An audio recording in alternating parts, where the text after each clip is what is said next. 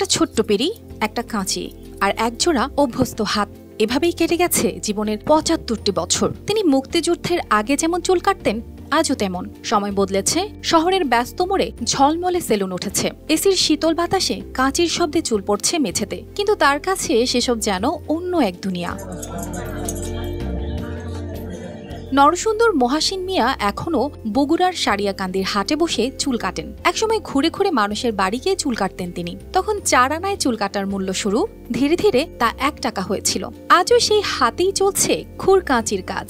এখন তিনি প্রতি চুল কাটায় নেন মাত্র ৩০ টাকা, দাড়ির জন্য ১৫ টাকা। কাটলাম ১০ টাকা কম পাওয়া যায়, এই জন্য কাটলাম। আমরা তো চাকরি বাকরি করি না, ব্যাপারটা বুঝলাম না। আর ঘরেই কাজ করি, দুইবার কম পাবো সেই কাজ করে দিই। যুদ্ধের সময়ও থামেননি মহাসিন, গ্রামে গ্রামে গিয়ে চুল কাটতেন। কিন্তু হঠাৎ সেনাবাহিনীর খবর পেলে দৌড়ে পালাতেন অন্য গ্রামে। সেই কঠিন সময়েও তার পেশা ছাড়েননি তিনি। এই হাত দিয়েই নিজের ৫ ছেলে মেয়েকে বড় করেছেন। গ্রামে যখন গেছি, মিলিটারি গেছে, ওখানে দৌড় মারে আর এক জায়গায় গেছি, সেখানেও হয়তো হয়নি, আর এক জায়গায় গেছে সিটিও দাবার খাইছি, খুব কষ্ট করছি ওই সময়। সেই থেকে আল্লাহ দিলে এখন অনেক আরামত আছে, অনেক ভালো আছে। শিয়া বাটার ও ভিটামিন ই সমৃদ্ধ lily glam beauty soap. Lily, always beautiful. কিন্তু এই পুরনো ঐতিহ্য কি টিকে থাকবে? সারিয়াকান্দির হাটে এখনো দেখা মেলে কয়েকজন নরসুন্দরের, যারা এখনো পিড়িতে বসেই চুল কাটেন। তবে দিন দিন এই দৃশ্য কমে আসছে। সেলুনের আধুনিকতায় হারিয়ে যাচ্ছে পিড়ির গল্প। এখন মনে করেন গ্রামের উপরে গেলে হয়তো চাল পাওয়া যায়, আবার হয়তো টাকার টুকুও পাওয়া যায়। এভাবে মনে করেন বাড়ি বাড়ি ঘুরে ঘুরে কাজ করা। এদিকে মোবাইল ফোনে কল পেলেই বাড়ি গিয়ে শিশুদের চুল কাটেন ব্রিডকেস মিলন। গান বাজিয়ে হাতে বেলুন দিয়ে বাচ্চাদের চুল কাটার নতুন পদ্ধতি এনেছেন তিনি, যাতে শিশুরা ভয় না পায়। মেয়েদের জন্য হলো চায়না কাটিং, পুরুষদের জন্য হলো আপনার খেলোয়াড়দের কাটিং। খেলোয়াড়দের মধ্যে হলো ফুটবলের মধ্যে নেইমার, মেসি, আপনার বড় বড় ধরেন রোনালদো, এরকম কোনো কাটিং থাকলে সেগুলো দিই। ক্রিকেটের মধ্যে হলো আমাদের অলরাউন্ডার সাকিব আল হাসান, তারপরে মাহমুদুল্লাহ, তারপর তামিম, তারপর হলো আপনার মুশফিকুর রহমান, এগুলো কাটিং চাইলে এগুলো দিই।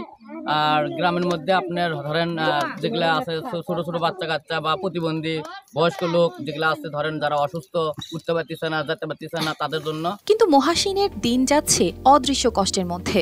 স্থানীয় প্রশাসন আশ্বাস দিয়েছে তাদের জন্য নির্দিষ্ট একটা জায়গা বরাদ্দের চিন্তা করা হচ্ছে। হাটের দিন করে সবাই যেত, গিয়ে পিড়িতে বসে টুলে বসে তাদের চুলদারি কামিয়ে আসছে। এখন হয়তো অনেক মডার্ন দোকান হয়েছে, শোরুম হয়েছে, এসি সেলুন হয়েছে। তবে এখনও তাদের যে প্রাসঙ্গিকতা সেটি এখনও রয়ে গেছে গ্রামের হাটগুলোতে। এগুলোর জন্য নির্দিষ্ট একটা বাজারের স্পেস দেয়াই থাকে।